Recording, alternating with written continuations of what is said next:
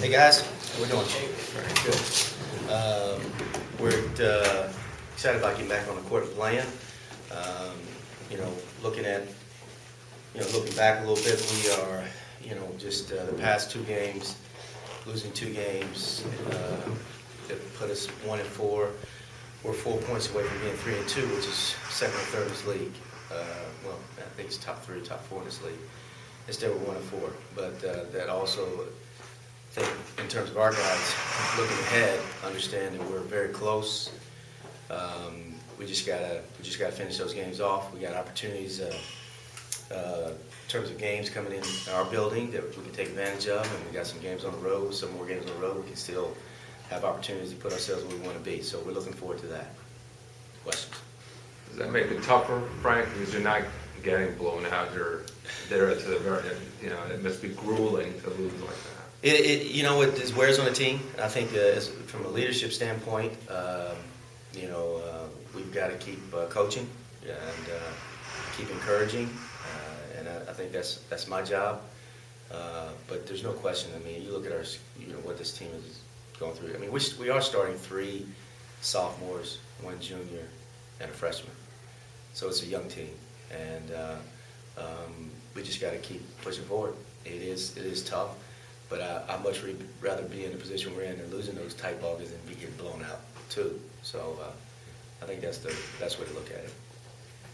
How much is depth then a problem? Obviously, having lost Kirk and Jones with the injury now. Yeah, losing DJ was actually that's a big loss because particularly the last 2 ball games, playing a Florida State team who's very athletic, we sure could have used him in that ball game.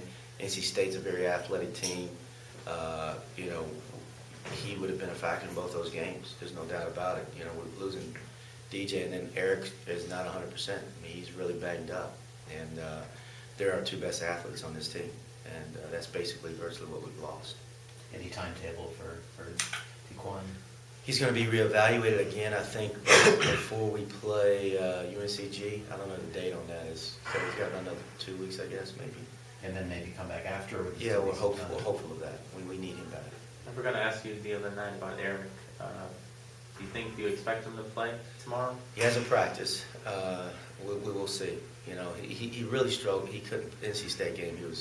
He hurt his shoulder a little bit, but he's really banged up with his ankle, and that was what he was messed up with in the Florida State game. He turned his ankle right the day before the Florida State game. So I don't know. It's probably 50-50 whether he'll play tomorrow. Did he hit his elbow also? Yes, in the game. So what do you do there then? Probably Jules. And put him in the starting lineup, and then we play Raphael a little bit more. Our depth is what it is right now, so we got to find a way to make it work. Injuries are part of the game. You talk about North Carolina's front court, just how they affect the game. They're a very long, athletic group. I mean, and Zeller and John Henson. I mean, just extremely long, talented. They run the court very, very well, which will put a lot of pressure on our bigs to get back and set our defense. Because you talk about, that's part of who they are and what they do. There's no question. We've got to do a great job of getting back, setting our defense against that team. Julian, can you talk? Go ahead. Have you seen the difference in them with Marshall there running the point? They're both very good. I mean, I think that, Coach knows his team better than I know it. But I think, right now, he's playing better in terms of what he's doing. But I think Drew is very capable of having a great game. And Drew's very fast. So they're both, sometimes making adjustments starting it may help both guys as opposed to just helping him. So can you talk about just the challenge what you're going to have to deal with Henson and Zeller? Oh yeah, like Coach was saying, they're very long and athletic. So for guys like us on our front line, we just need to focus on getting into their body. We have really strong guys on our front line, so that'll be a focus. Just getting into their body and keeping up with them in the court. Transition defense is going to be very important, and just rebounding, keeping them off the glass with the athleticism.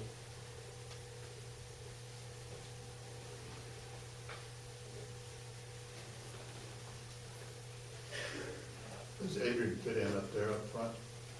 Adrian, how do you see your role? Do you see working more up front with situation there? Can you help out there? With what, injuries or? Yeah, well, I mean, obviously you're down people. I mean, Mhm. does that throw more, you see more responsibility thrown on I you? mean, I think so. It's still coming off the bench, but I think just gotta do more. Everybody gotta just do more. When people are down, when you got men down, you just gotta play more and grab more rebounds.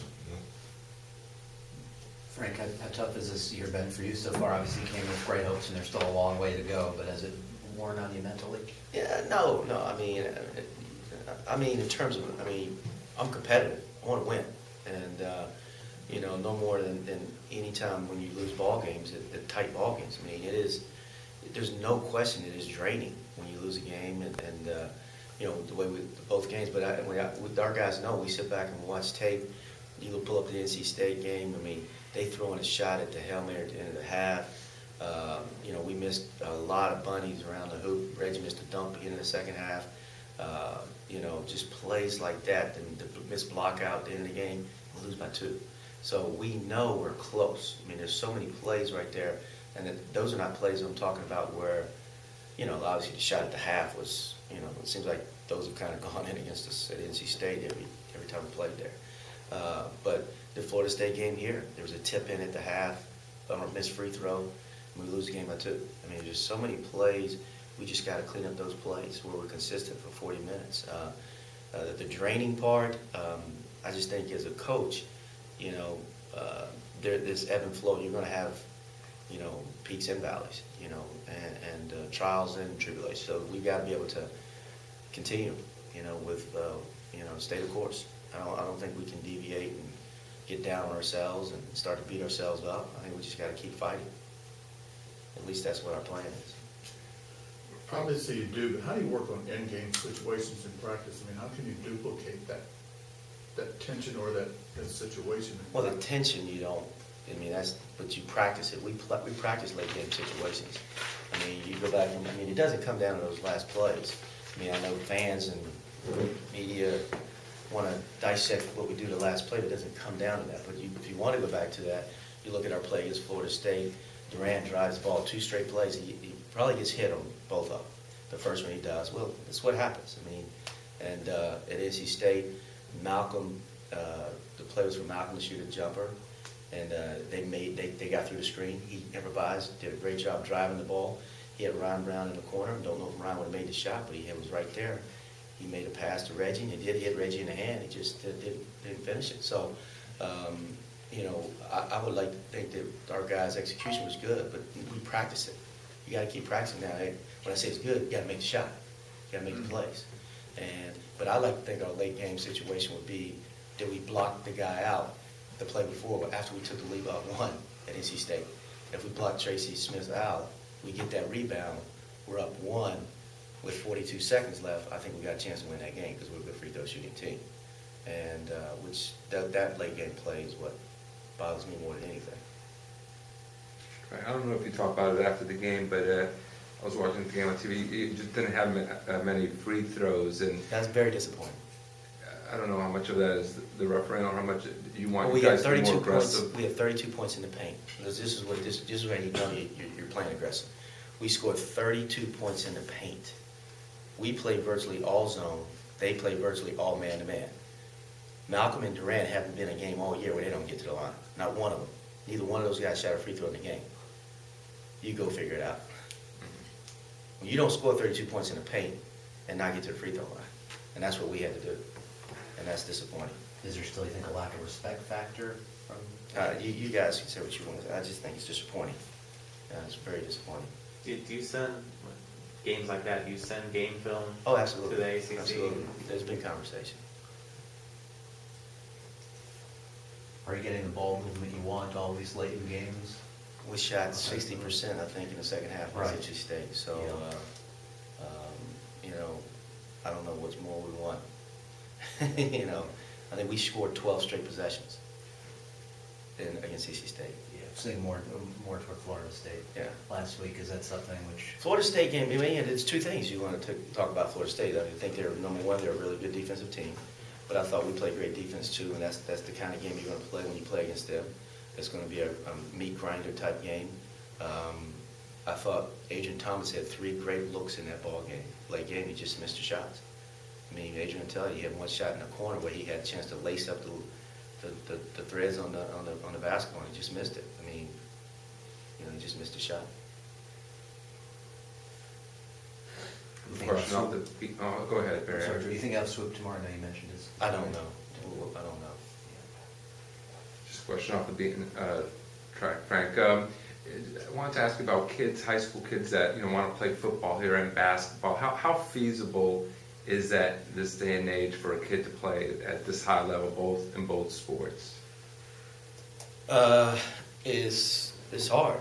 I don't know that.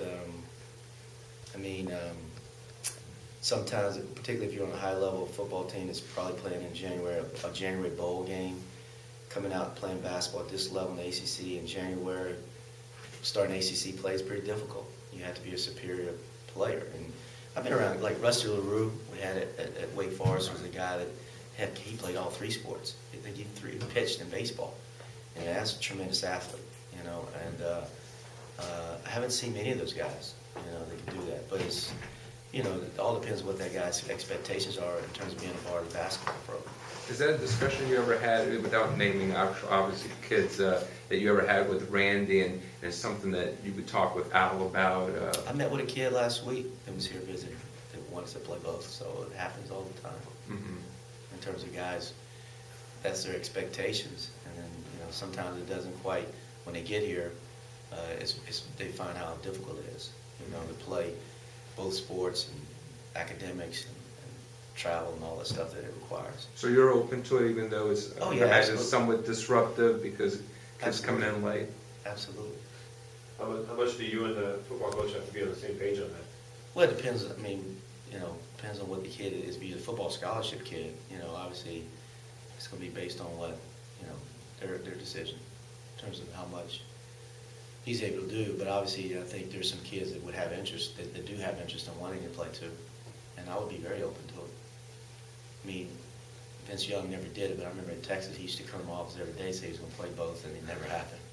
And I saw him play basketball, and he was really good. I mean, he and TJ Ford had some battles in high school, and he was a bad boy, but it never quite worked out for him.